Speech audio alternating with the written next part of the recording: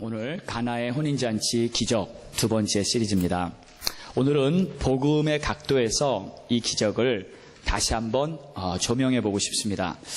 여러분, 우리가요, 하나님의 뜻을 안다는 것은 무척 중요합니다. 신앙생활을 해도 하나님의 뜻을 알면서 하는 것과 그냥 내 생각대로 하는 것과는 엄청나게 다른 차이를 가져옵니다. 이 성경에 보면 하나님의 뜻이 가장 중요하게, 가장 대표적인 한 주제로 쭉 흐르고 있는 것이 있는데, 그게 뭐냐면 바로 복음입니다. 복음. 복음이라는 것이 갑자기 신약에 와서 뿅 생긴 게 아니라 원래는 처음부터, 창세 때부터 하나님을 우리에게 복음을 예비해 두셨어요. 그래서 이 복음을 위해서 모든 구약의 스토리가 준비되어 가는 거였고, 구약에서도 이곳저곳에서 복음을 예표해 주고 있어요. 그리고 때가 차서 이 복음이, 예수의 복음이 본격적으로 우리에게 쫙 펼쳐진 것입니다. 그래서 하나님의 심정은, 하나님의 마음은 우리에게 은혜를 베푸셔서 우리를 구원하시겠다는 이 복음으로 온통 가득 차 있다는 것을 여러분 받아들이시기 바랍니다. 자, 그럼 이 복음이 이렇게 중요한 것인데, 오늘 이 가나 혼인잔치 이 이야기에도 역시 복음이 담겨 있어요. 복음이 담겨 있습니다. 그래서 이 복음의 각도에서 다시 한번 이 이야기를 바라보면서 하나님께서 우리에게 주시고자 하시는 좀 더 깊은 영적인 의미가 무엇인지 우리가 함께 이 복음의 안경을 끼고 들여다보기를 원합니다. 신약에 들어와서요, 예수님께서 사역을 시작하면서 선포되는 메시지는 다른 게 아니었어요. 복음이었어요. 천국 복음, 하나님의 구원이었습니다. 그래서 이 천국 복음이 선포되면서 율법 시대는 다 끝났다. 더 이상 율법 시대는 아니다. 복음으로 율법을 완성시켰고 이제는 복음으로 산다.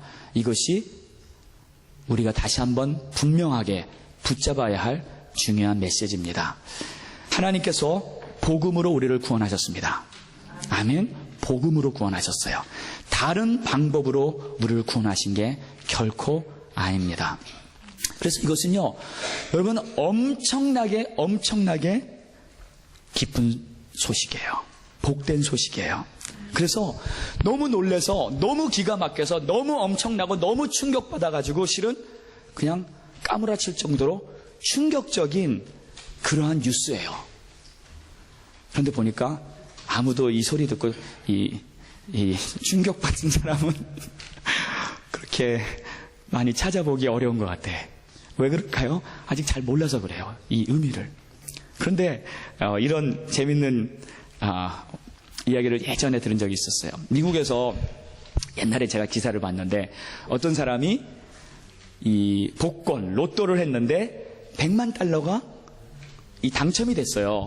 그래서 이 사람이 그 로또에 당첨돼가지고 놀래가지고 심장마비 걸려가지고 병원에 실려갔어요. 그 기사에 난 적이 있었는데, 물론 자기가 샀으니까 뭐 기대는 어느 정도 했겠지만 막상 진짜 되니까 놀란 거예요. 근데 제가 이 생각했어요. 만약에 크리스찬이, 우리가 만약에 복권을 산다면 여러분 절대 놀라지 마십시오. 예? 하나님이 역사하실 거라고 믿고 되면은 할렐루야. 그리고 이왕 하면 믿음으로 사십시오. 아멘? 예, 왜 그거 놀래가지고 충격받습니까? 내가 샀는데 하나님이 역사하실 거라고 믿고 사면은 됐구나, 역시. 그렇게 하는 거죠. 자, 그런데 제가 하고 싶은 말은, 어떤 사람은 이 100만 달러 가지고 놀래가지고 심장마비 걸리는데, 여러분, 이 복음 메시지는요, 100만 달러보다 더 비교할 수 없을 만큼 더 크고 엄청난 가치 있는 거라는 거 여러분 믿습니까? 그렇죠? 맞습니다.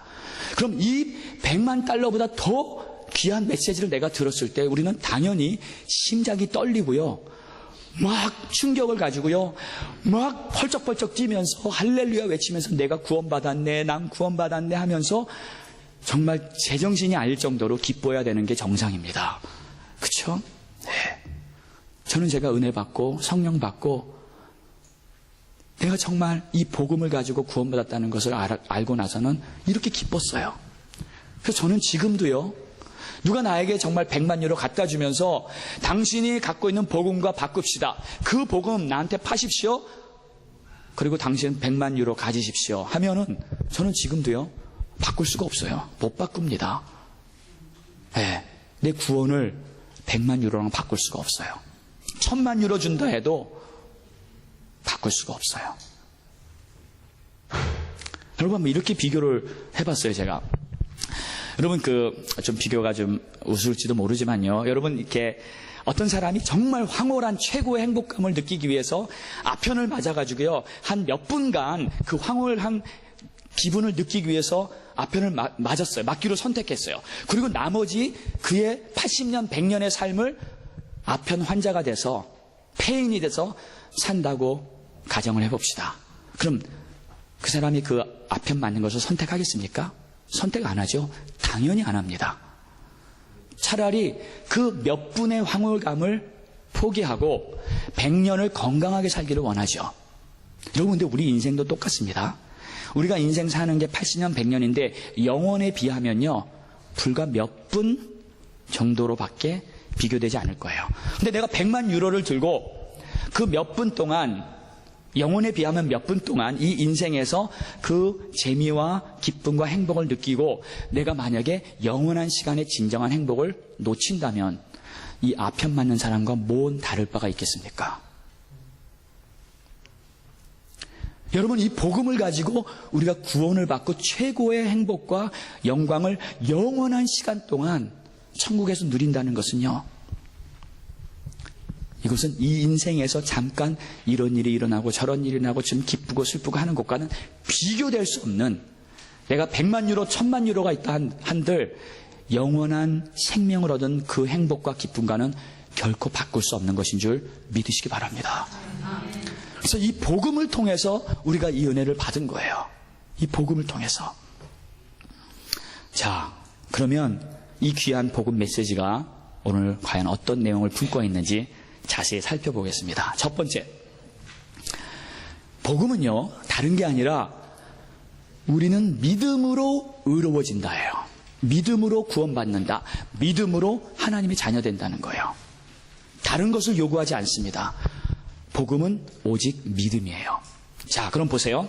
여러분, 구약시대는요, 율법을 다 잘 지켜야 의로워졌습니다. 그 중에서 만약에 하나라도 어기면 그 사람은 하나님의 징계, 그 사람은 벌벌 떨면서요, 정말 벌벌 떨었습니다. 만약에 주일날을, 안식일을 거룩하게 지내지 않으면 그 사람은 어떻게 됩니까?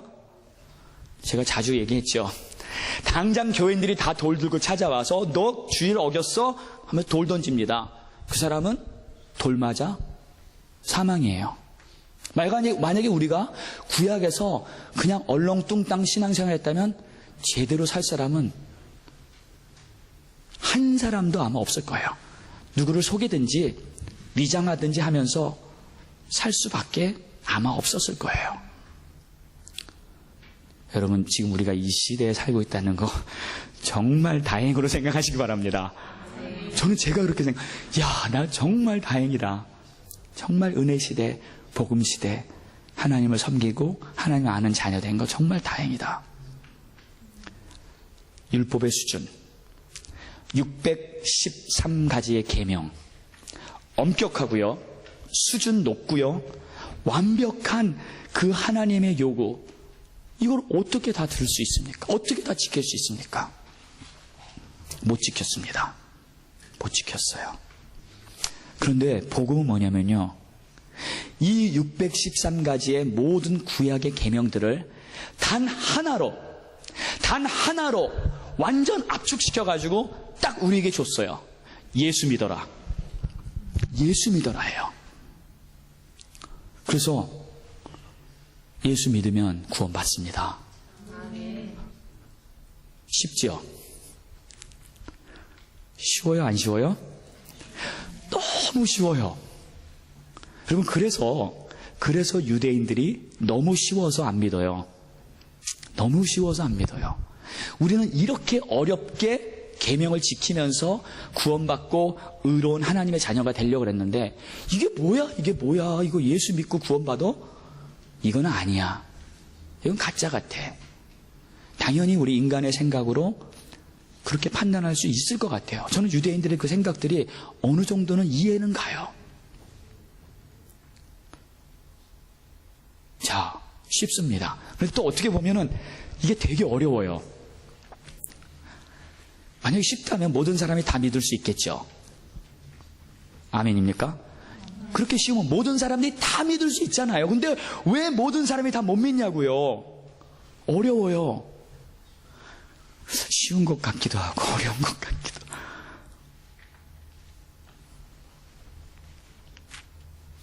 믿음. 근데 여러분, 지금 이 자리에 예수 믿기 때문에 앉아 있습니다. 이게 엄청난 은혜이고 축복인 줄 믿으시기 바랍니다. 어떻게 내가 예수 믿게 돼서 이 자리에 앉아서 하나님을 예배하고 눈에 보이지도 않는 하나님, 어떻게 해서 내가 하나님을 찬양하면서 그분이 나의 왕이라고 고백할 수 있고 나를 구원하신 것에 대해 감사하고 있고 어떻게 이게 가능하냐고요. 이것이 기적의 시작인 것 같아요. 내가 예수를 나의 하나님이라고 부르고 있는 그 순간부터 이미 내 인생에는 기적이 시작된 줄 믿습니다. 믿음이 기적이에요. 믿음이 기적이에요. 자, 그럼 보세요. 이 가나의 기적, 어떤 믿음인가? 그 믿음의 내용을 우리가 조금 구체적으로 보고 싶어요. 믿음으로 이루어지는데 어떤 믿음인가? 그리고 믿음도요, 이게 어떤 믿음인지 분명히 아셔야 돼요. 구약의 믿음과 신약의 믿음이 다릅니다. 조금 달라요. 어떻게 다른가? 패러다임 시프트가 있었어요. 이 마리아의 믿음은 예수님께서 반드시 해주신다가 믿음이었어요. 예수님께서 반드시 해주신다. 여러분, 구약은요, 믿음이 있었어요. 근데 내가 잘하면 하나님이 해주신다예요. 내가 잘하면 내가 말씀을 다 순종하면 하나님이 해주실 거야. 내가 열심히 살면 하나님이 그걸 보면서 나를 예뻐해 주실 거야. 그런데 아니에요. 신약은 달라졌어요. 내 상태랑 전혀 상관없어요. 내가 어떤 모습인지 간에 전혀 상관없이 예수님이 해주실 거야. 그게 믿음입니다. 마리아가 그랬어요. 근데 여러분 보세요. 혹시 우리 가운데 알게 모르게 우리가 갖고 있는 이런 고정관념이 있어요. 아, 내가 이렇게 잘 못했는데 하나님 앞에서 믿은 지도 좀 됐고 또 교회 생활도 좀 했는데 나는 별로 하나님 앞에 그렇게 잘 보인 게 없는 것 같아요. 그리고 그냥 또 어떨 때는 막 한동안 교회도 많이 안 나온 것 같고 주님 일도 별로 한 것 같지도 않고 이런 나를 하나님이 기뻐 보실까? 예뻐 보실까? 나는 지금 하나님과 관계도 안 좋은데 나는 너무 망가졌어. 나는 믿음도 없는 것 같고 하나님이 나 이제 별로 사랑하지 않으실 것 같아. 저는 이런 생각 예전에 많이 해봤어요. 저도 굴곡이 롤러코스터를 타듯이 많이 그런 적이 있었거든요. 그때는 그렇게 생각했는데 지금 와서 보니까 복음을 알고 나서 그게 아니더라고요. 여러분, 우리의 모습이 어떻든지 간에 하나님이 우리를 바라보시고 우리를 대하시는 그 사랑은 그 십자가의 사랑은 변함없습니다. 내가 심지어는 예수님 나 몰라요. 교회 안 다녀요. 예수님을 배반하고 떠났던 그 베드로처럼 내가 그랬었다 할지라도 예수님이 나를 보는 그 눈길은 예전이나 지금이나 변함없습니다. 똑같은 사랑으로 우리를 대하시는 줄 믿으시기 바랍니다. 또 이런 것도 있어요. 우리 생각에요. 잘못된 고정관념 중에 하나가 내가 이게 주님의 뜻이 아니면 주님이 내 말을 안 들어주실 거야. 안 해주실 거야. 물론 보편적으로 이렇게 신학적으로 보면은 이 말이 맞는 말이긴 합니다. 맞는 말이긴 합니다. 그런데 복음의 각도에서 보면요, 저는 이제 복음을 오늘 말씀드리니까 실은 그렇지 않아요. 그렇지 않고 상관없어요. 무슨 말이냐면요, 이 첫 번째 가나의 기적이 주님의 뜻이 아니었다는 거 우리는 알아야 합니다. 예수님이 마리아가 부탁했을 때, 예수님 지금 포도주가 떨어졌죠? 주님 파티가 지금, 이 잔치가 문제가 생겼습니다. 예수님 뭐라 그러셨어요? 왜 나한테 물어보느냐? 나랑 상관이 없다. 내 때가 이르지 않았다. 이건 분명히 거절이었어요. 분명히 거절이었어요. 예수님의 계획에는 이거를 하려는 의도가 처음에는 없었어요. 그런데 마리아는 아주 견고한 찰떡 같은 믿음을 가지고, 무슨 믿음? 예수님은 반드시 하실 거야. 그렇죠. 그 믿음은 처음부터 있었는데 지금까지 계속. 예수님의 거절을 받고 난 후에도 그 믿음이 있었어요. 그러니까 하인들을 불러 모아서 주님이 시키는 대로 해, 뭘 시키든지 그대로 해, 이 말씀을 하신 거죠. 그러니까 제가 이 상황을 아마 짧은 순간이었을 거예요. 이 시간이 뭐 5분이 될지 10분이 될지 30분이 될지는 모르겠어요. 그런데 이 시간을 이렇게 한번 제가 상상해 봤어요. 어떤 현상이 그때 영적으로 이루어졌을까? 마리아가 부탁을 했습니다. 도와주세요. 예수님이 거절했습니다. 그때 잠깐 좀 이렇게 차가운 엄마와 아들 사이, 그렇죠? 일단 인간관계는 그러니까. 그리고 간청한 자와 거절한 자의 그 사이 조금 찬바람이 싱싱 불었을 거예요. 그런데 마리아는 계속 자기의 마음으로 믿음을 가지고 예수님은 하신다. 고집이 좀 있었던 것 같아요. 하신다. 믿음이에요, 그게. 근데 그때 예수님은 이제 딴 데 보고 이제 간청하면서 안 한다 그랬으니까 계시고 있는데 갑자기 막 강한 자석 같은 게 예수님의 마음을 땡기는 거예요. 막 땡기는 거예요.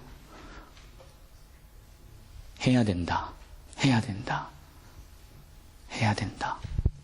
나중에 해야 되는구나. 하자. 예수님의 마음이 바뀌는 겁니다. 바뀌는 거예요. 그러면서 예수님이 하인들을 다 불러 모읍니다. 일로 와라. 입을 열었어요. 항아리에 물을 채우라. 예수님이 결정했어요. 마리아의 믿음을 따르기로. 그런데 이런 일이요, 성경에 한두 개인가요? 아니에요. 많아요.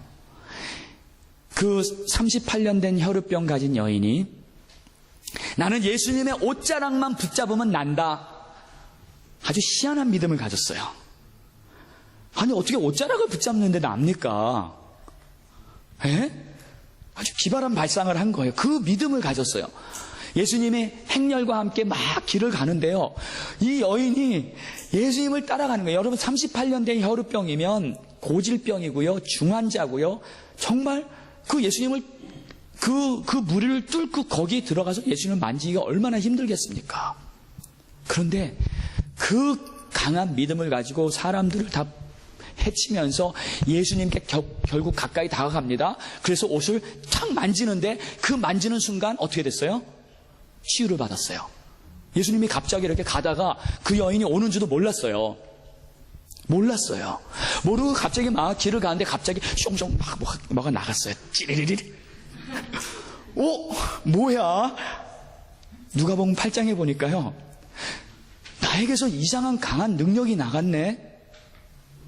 봤더니 38년 된 혈유병 환자였어요. 그냥 지가 혼자 다 한 거예요. 지가 찾아가서 예수님 옷자락 만져서 지가 혼자 난 거예요. 믿음. 믿음이에요. 복음은 믿음이에요. 하나님이 그 믿음 앞에 당신을 겸손하게 따르겠다고 결정을 하신 거예요. 여러분, 그러니까요, 저는요, 이 복음을 알고 나서 하나님이 더 위대해졌다는 것을 깨달았어요. 여러분, 하나님이 그러실 필요가 있습니까? 하나님이 그렇게 겸손해질 필요가 있습니까? 근데 믿음을 주시고요, 그 믿음 앞에 당신이 겸손하게 무릎을 꿇으시는 거예요. 자, 예수님께서는 마리아의 믿음을 따랐습니다. 그래서 우리에게 필요한 것은 뭔가 주님이 반드시 해주신다는 믿음. 여러분, 이게 다릅니다. 뭐와 다르냐면 내가 열심히 하면 주님이 해주실 것이다. 그거 하고요, 주님이 해주시기 때문에 내가 열심히 한다 하는 거하고는 달라요. 이게 주어가 다른 거예요. 구약은 내가 하면이에요. 내가 하면. 신약은 주님이 하면이에요. 주님이 하면. 근데 이 신약의 믿음이 훨씬 쉬운 거라는 거, 훨씬 100배, 1000배 쉽다는 거, 여러분 깨달으시기 바랍니다. 그러니까 우리가 모든 짐을 주님께 맡기는 거예요. 주님 다 해주세요. 이제 다 해주세요. 주님 겁니다. 그리고 난 주님 따르겠습니다예요. 그러면 내 인생이 쉬워져요. 좁은 길 같아요. 주님께 맡기는 게 힘들어요. 그래서 좁은 길 같아요. 근데 맡기고 나면, 그 안을 들어가기만 하고 나면 그 뒤에 대로가 열립니다. 홍해를 들어가면 거기에 대로가 열리잖아요. 이게 복음이에요. 이게 하나님의 은혜인 줄 믿으시기 바랍니다. 믿음이 나를 의롭게 합니다. 주님이 하신다고 믿습니다. 자, 우리 옆에 사람 한번 손잡고 이렇게 인사합시다. 주님이 당신을 위해 하실 것입니다. 주님이 당신을 위해 하실 것입니다. 아멘. 아멘. 자, 두 번째입니다. 두 번째는, 복음은요, 새 부대가 되라는 뜻이에요. 부대부터 갈아야 돼요. 부대부터. 딴 거 하기 전에 부대부터 갈아야 됩니다. 그래야 시작이 돼요. 부대부터 가세요. 새 걸로 가세요. 제가 이 항아리를 중심으로 한번 말씀을 보겠습니다. 항아리. 여기 항아리가 보니까 원래 결례 예식을 행하는 물 항아리였어요. 이 정결 예식은 뭐냐면 씻는 물이에요. 씻는 거. 이 항아리로 사람들은 씻었습니다. 그리고 이 물이 사람들을 깨끗게 해준 거예요. 여러분, 이런 적이 있었죠. 예수님이 제자들하고 막 이렇게 어디 가서 막 먹는데 바리새인들이 와가지고요, 아니, 당신과 당신 제자들은 어떻게 저렇게 더러운 손으로 먹습니까? 이렇게 더럽게 삽니까? 우리는 깨끗하게 정결하게 씻고 깨끗하게 사는데 왜 이렇게 더럽게 합니까? 그런 말 한 적 있었죠. 근데 괜찮아요, 더러워도. 중요한 것은 안이 깨끗해야 된다 이거예요. 안이 깨끗해요. 자, 보세요. 이 항아리에 담긴 물로 사람들은 겉만 씻어요. 자꾸 겉만 씻습니다. 근데 예수님은 이 항아리를 기적의 도구로 사용하길 원하셨어요. 실은 어떻게 보면 물보다요, 이 항아리의 의미가 더 커요. 항아리에 물을 채워라. 하인들이 다 채우죠. 다 채웁니다. 하인들은 그때 왜 이렇게 하라 그러는지 몰랐어요. 아, 또 항아리에 물을 채우라니까 그냥 채우지만 그게 포도주가 될지 몰랐죠. 그렇죠? 그냥 물을 채우라. 계속 물을 채웠습니다. 나중에 보니까 그게 포도주가 된 거예요. 그 물이 포도주가 된 거예요. 자, 그런데 제가 한번 이렇게 생각해 봤어요. 다른 방법도 있지 않았을까? 다른 방법도. 그래서 제가 한번 이렇게 상상을 해보니까 이런 방법도 있겠더라고요. 예수님이요, 자, 모든 잔치에 오신 분들에게 잔을 하나씩 주든지 뭐 있는 잔을 들라 그러든지 거기에다가 물을 채워줘라. 다 채웠습니다. 그 다음에 기도합시다. 하나님 아버지, 이 귀한 혼인잔치를 하는데 포도주가 떨어졌습니다. 하나님 아버지, 우리의 잔을 채워주소서. 포도주로 채워주시옵소서. 아멘. 눈을 딱 뜹니다. 와, 포도주다. 그러면서 다 같이 건배하고 마십니다. 그러면서 뭐라 그럴까요? 저분이 특별한 선지자다. 저분이 메시아다. 그럼 거기 있는 사람들은 어떻게 됐을까요? 다 예수 믿죠. 어떻게 보면 더 훨씬 쉬운 방법으로 예수님이 뭔가 누구신가를 나타낼 수 있었고 또 좀 멋지게 좀 기적처럼 보여줄 수도 있었어요. 그러니까 이건 제 수준의 상상입니다. 제 수준의. 그럴 수도 있었을 거예요. 그럴 수도 있었을 거예요. 근데 그 방법을 안 쓰고 예수님이 택한 것은 항아리였어요. 이 항아리. 근데 되게 보면요, 이 결례식을 행하는 항아리가 집이 이렇게 지하나 이렇게 선선한 곳에 보관을 합니다. 제가 가나 가서 그 항아리를 봤어요. 지금도 있습니다. 그 가나의 항아리가. 근데 거기까지 물을 기르는 거 제가 지난주에 얘기했죠? 그렇게 쉽지 않아요. 어렵게 갖다가 담습니다. 근데 그 항아리에 담은 그 물이 포도주로 변하게 된 거예요. 그러니까 이 항아리를 하나님께서는 사용하신 거예요. 자, 제가 이 상황을 이렇게 조금 막 이렇게 제가 좀 깊이 생각했어요. 저는 이렇게 상상하는 거 그런 거 좋아해가지고 막 상상하다가 이런 생각해봤어요. 언제 포도주로 됐을까? 언제? 그래서 우리 성도들한테 한번 퀴즈를 내봐야 되겠다. 자, 퀴즈 내겠습니다. 언제 됐을까?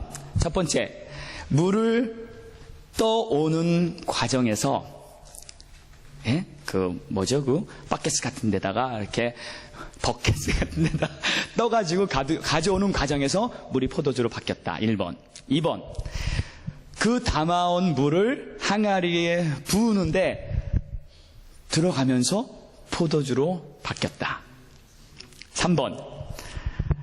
그 항아리에 물이 다 채워져서 꽉 찼을 때 그때 포도주로 바뀌었다. 4번. 그것을 떠가지고 가져가는 그 과정에서 언제인지는 모르지만 그 과정에서 포도주로 바뀌었다. 5번. 난 요즘 머리가 복잡하다. 이런 거 신경 쓰고 싶지 않다. 자, 1번 한번 손 들어보세요. 한 번은 손 드시기 바랍니다. 1번. 한 분도 없으시구나. 2번. 넣을 때. 한 명. 네, 용감합니다. 한 명. 3번. 다 차올랐을 때. 네, 한 열 몇 분 되시는 것 같습니다. 4번. 가는 도중에. 예, 한 열 몇 분 되시는 것 같습니다. 5번. 나머지 분. 예, 괜찮습니다. 예. 자, 언제였을까? 정답 3번입니다. 할렐루야. 3번 드신 분 축하합니다. 자, 그런데 이거는 뭐 성경적인 건 아니에요. 제가 생각하고 제가 이렇게 느낀 거를 말씀드린 거고, 그리고 결국요, 문제의 답은 문제 출처자에 따라서 답을 정하는 겁니다. 네. 자, 3번인데요. 왜 그런가? 제가 좀 생각해 봤어요. 1번과 2번이 아닌 가장 큰 이유가 무엇일까 생각해 봤더니요. 이 하나님은 기적을 일으키실 때 반드시 순종을 통해서 하더라고요. 순종을 통해서. 근데 오는 과정에서 이 항아리에 물이 다 차기 전에 중간에 어느 과정에서 물이 됐다면 이건 순종이 완성되지 않잖아요. 아직 모르잖아요. 그러니까 그것이 아닐 가능성이 제일 커요. 순종이 아직 아니에요.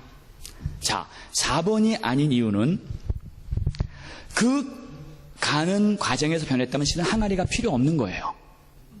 필요 없습니다.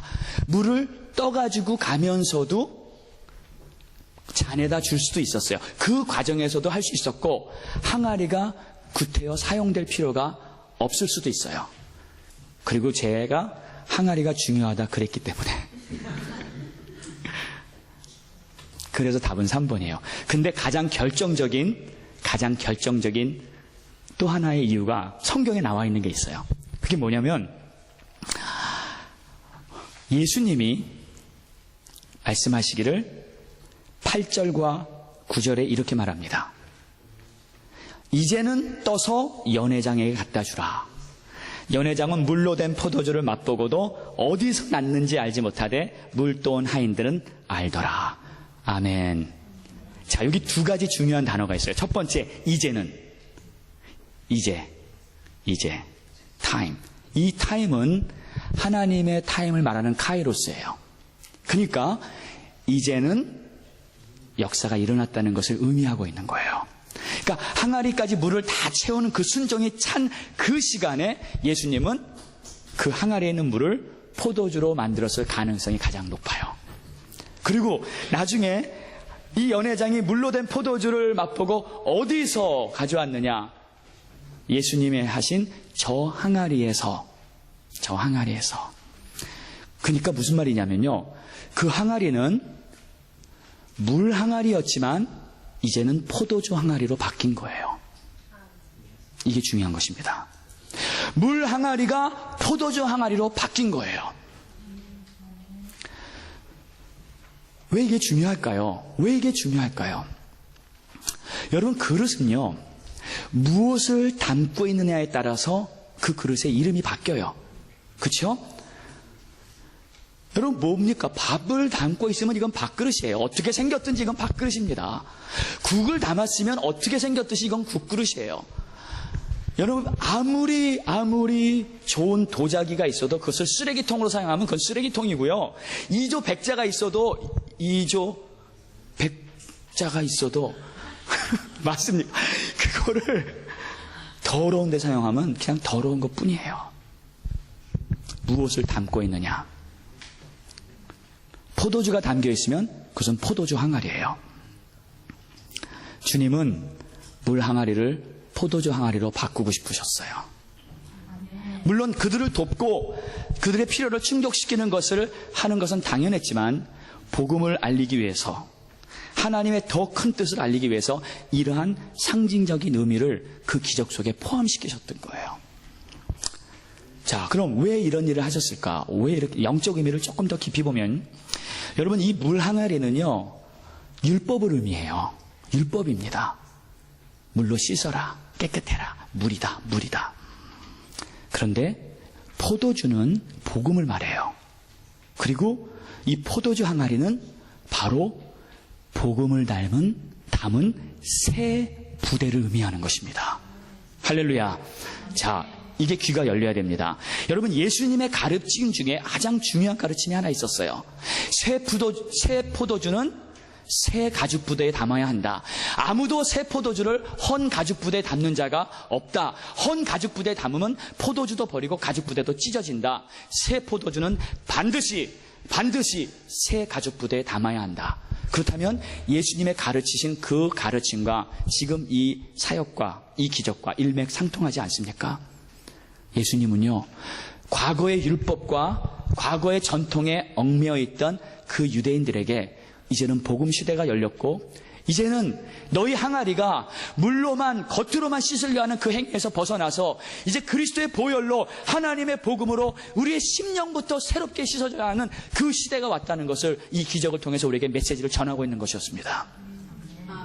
그래서요, 우리는 이 새 포도주를 담은 새로운 심령이, 우리의 마음이 새로운 그릇이 됐다는 것을 믿으시기 바랍니다. 그래서 새 항아리를 가진 새 포도주를 담은 이 순간부터 이 혼인잔치는 진짜 새롭게 다시 시작된 거예요. 자, 그러면 우리가 이러한 것도 한번 생각해 봐야 됩니다. 내 삶, 내 인생이요, 그릇부터 바뀌어야지 내 인생이 진정으로 성공합니다.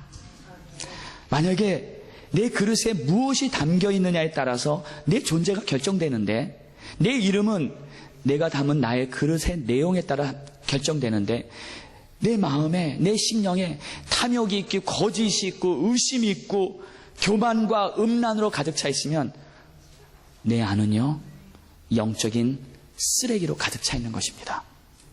그런데 내 그릇에 우리 주 예수 그리스도의 보혈이 담겨 있다면 나는 거룩한 하나님의 자녀인 줄 믿습니다. 왕 같은 제사장인 줄 믿습니다. 거룩한 하나님의 나라인 줄 믿습니다.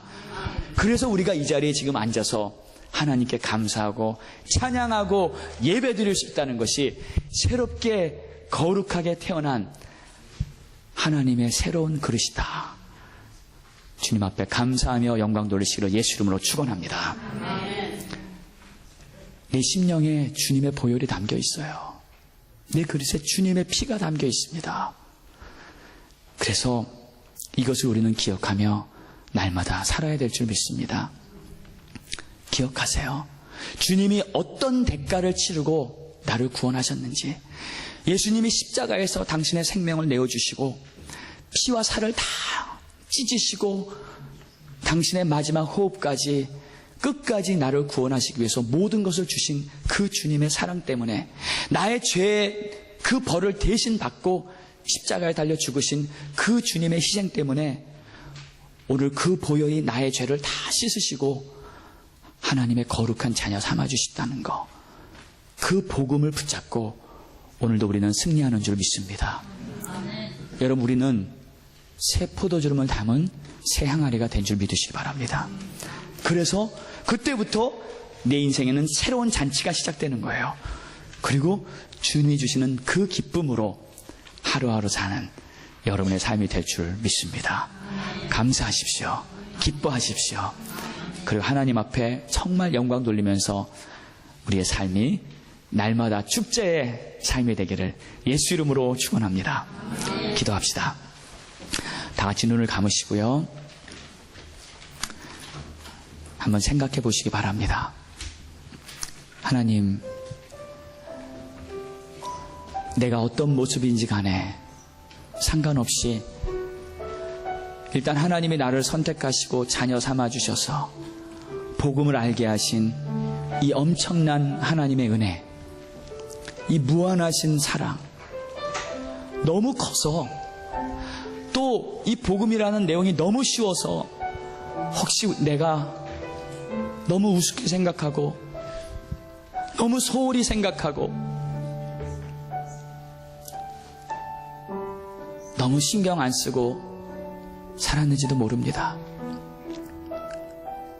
그러나 한 가지 변함없었던 것은 내 존재, 내 모습이, 내 행위가 어땠든지 간에 창세전에 그리스도 안에서 나를 선택하신 그 하나님의 사랑이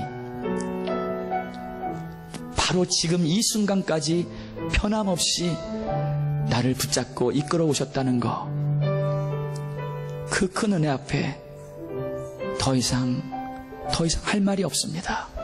그저 감사하다는 말밖에, 그저 감사하다는 말밖에. 나를 사랑해 주시고 끝까지 인도해 주신다는 그 약속, 하나님이 나를 구원하셔서 나에게 영생을 주셔서 예수 믿고 성령 받고 하나님의 자녀 된 거, 그 한 가지 이유 때문에 나를 끝까지 지켜주신다는 하나님의 사랑. 오 주여, 오늘 내가 주님 앞에 이 은혜에 감사하면서 입을 열어 기도하겠습니다. 하나님 감사합니다. 우리 다 같이 한번 통성으로 기도하겠습니다. 하나님 감사합니다. 찬양합니다. 오 나의 주 나의